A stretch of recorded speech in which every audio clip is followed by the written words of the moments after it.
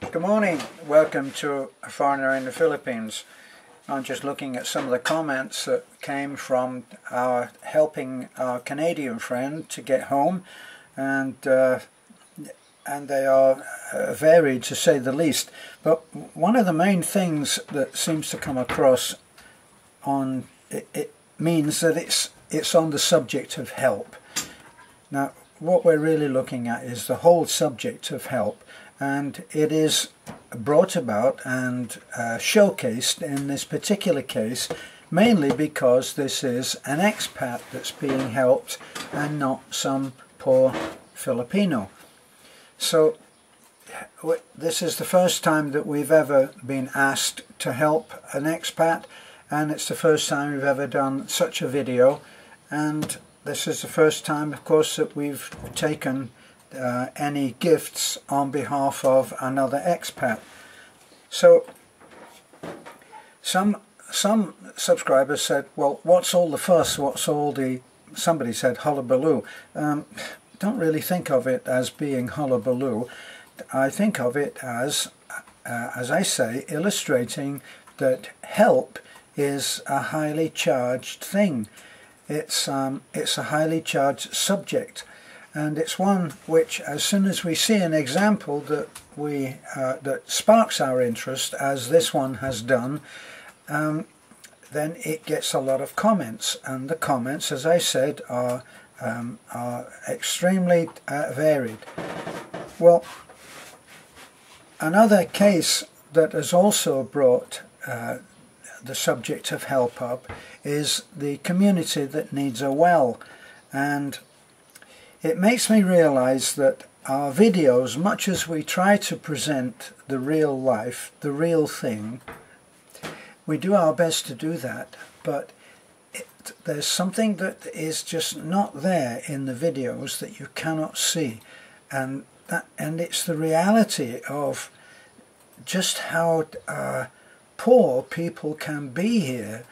And if you take a look at that video on the well, and you take a look at what has happened there, that no one person can seem to get themselves together to organize the rest, to motivate themselves and get the money together, and they just don't seem to have been able to do it. And so you have that situation where they're walking a considerable distance to get water. You think about how much water that you use. If you're in the UK, you don't take a shower.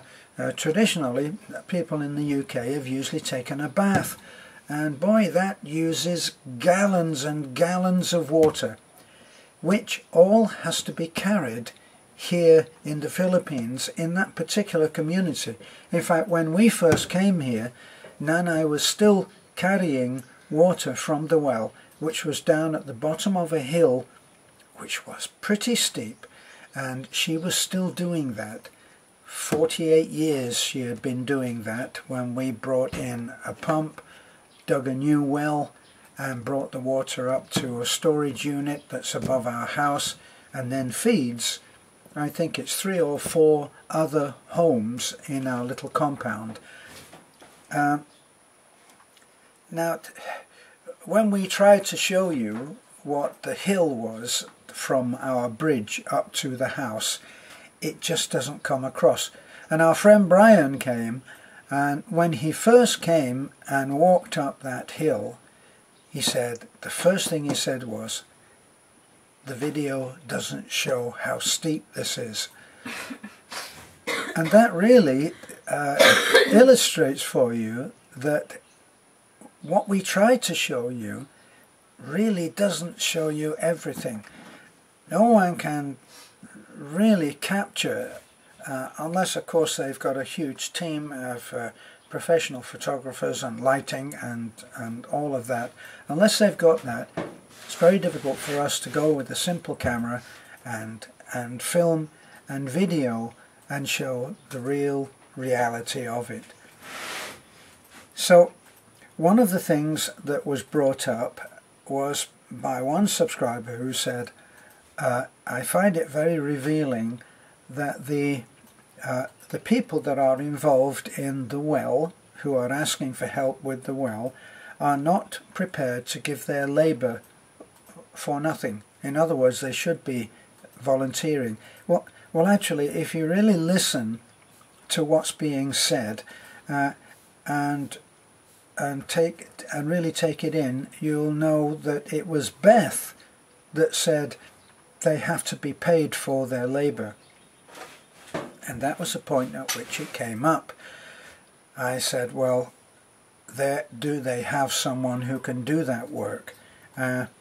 For myself, I would prefer to use the Superman team. They'll go in there, they're a smooth, very professional, hard-working team, and they work as a team. Even the boy, Balantoy, is now a good member of that team, pulling his weight. And if they go in there, it's a win-win situation. But to get back to what this subscriber thought was said, it's not a case of expecting people to volunteer and that would be a great thing. Yes, it would. But what we're talking about here is talking about people who actually have very, very little. And if they've managed to scrape a job together where they're making some money, that's putting bread and food on the table of their family.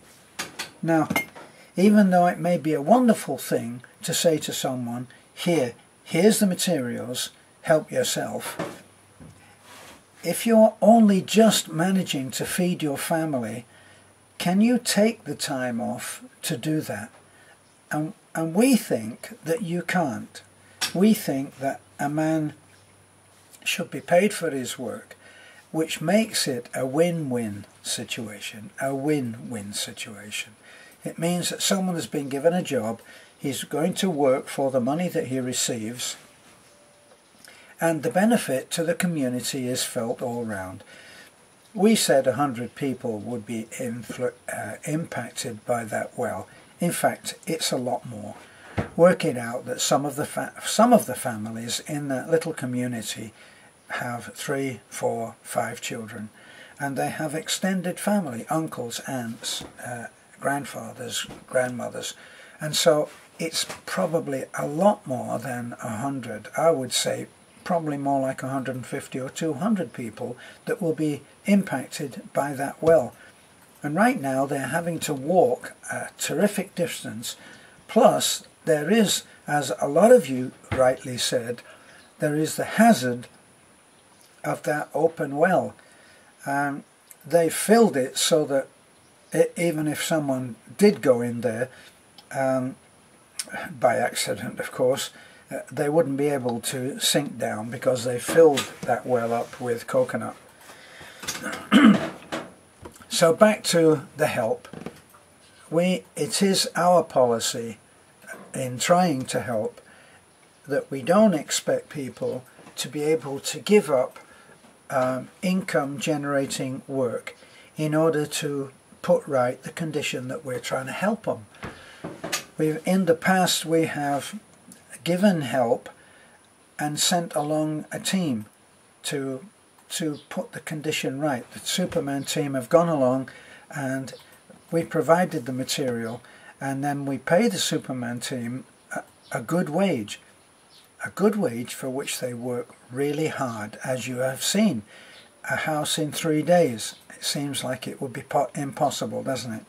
But that's what they do. And if we were to, when we are to go in and fix that well, it's the Superman team that will do it. And we won't go around expecting anybody to work for nothing. It just is not practical.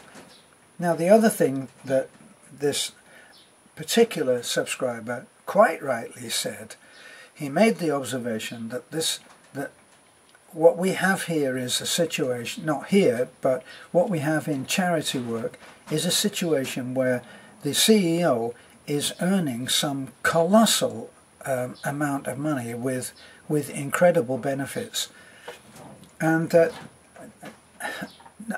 it's usually quite a modest amount of the money that people send in that goes to actually helping. Well, Beth and I don't take any money for the work that we do. We actually, believe it or not, we work 24/7, and we bring help, and we don't take any money. We don't take a cut of the money that comes in. All of it goes to the place where it was designated. So when a person says, I'm sending 10,000 pesos and I want it to go to Lolo's house, that's where it goes.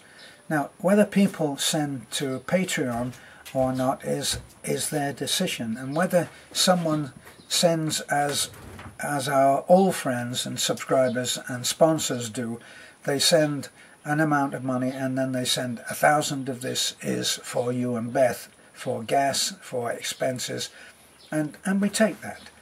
So the whole thing of how charity work is carried out is a whole other can of worms in my estimation.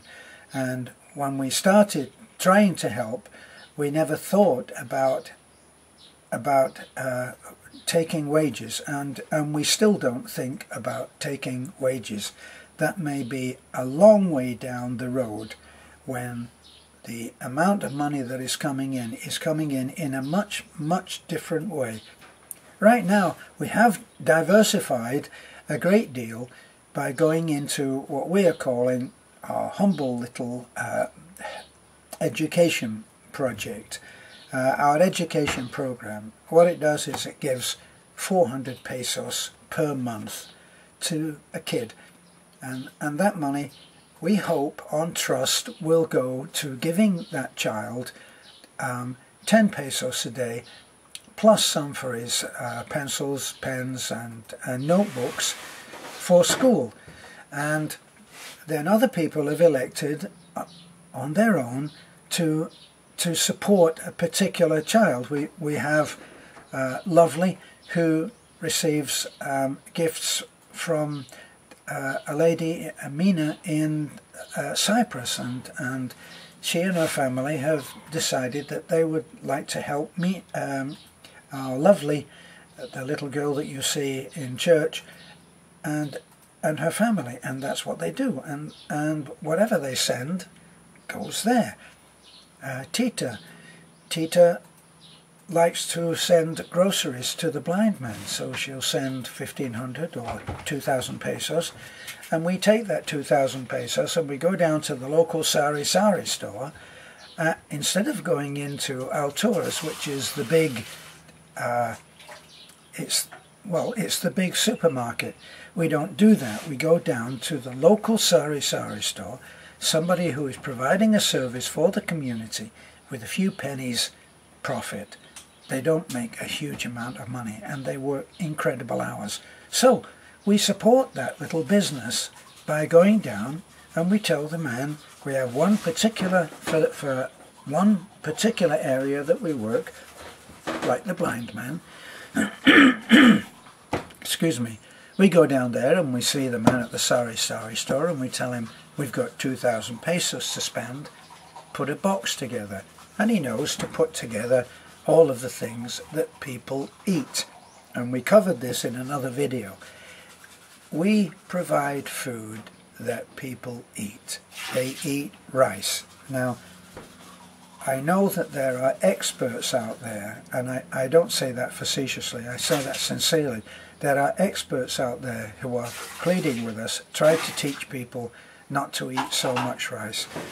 Well, much as we would like to do that, as much as we would like to teach people about contraception, it's not really our job to teach. It's our job to lead by example, showing kindness, showing a sense of sharing, showing support for no return. That's our job, and that's what we do. So we go down, we support the local sari store. He puts together food that he knows will be eaten, some canned stuff, coffee, you know, a little cooking oil, stuff like that, stuff which is going to be eaten, and noodles. Like in the case of the blind man, how simple would it be for him to put a pan of water. It wouldn't be simple for me. I'd be making a terrible mess. But he can do that. He can light a fire. He has help there. He can light a fire. He can put a pan of water on. The water's brought for him. He's supported to an extent by his relatives who live in the same compound. And it's a win-win situation for everybody. We don't spend a terrific amount of time in Alturas shopping for a box of groceries. The local sari-sari store makes a living. We support him. He's put on trust and he doesn't betray that trust. He gives us good value. We've stopped checking. We know now that if we say 1,500, he will itemize a bill for us of what he's done. 10 packs of this, 5 packs of that, 10 packs of, and he'll do that. And all of the prices are there, and now we don't even check it because we know that everybody's on their honor and they're all supporting each other within this community. So that's where we are right now. As for charities where the CEO is earning in the millions or hundreds and hundreds of thousands of dollars, well, we'll revert to the court of karma for that and allow cases to be brought as they're coming up. So this is a foreigner in the Philippines. Hope you understand a little more of how we work, and we'll wish you a good day. Thanks for looking in. Thanks for liking, subscribing, sharing. Have a good day.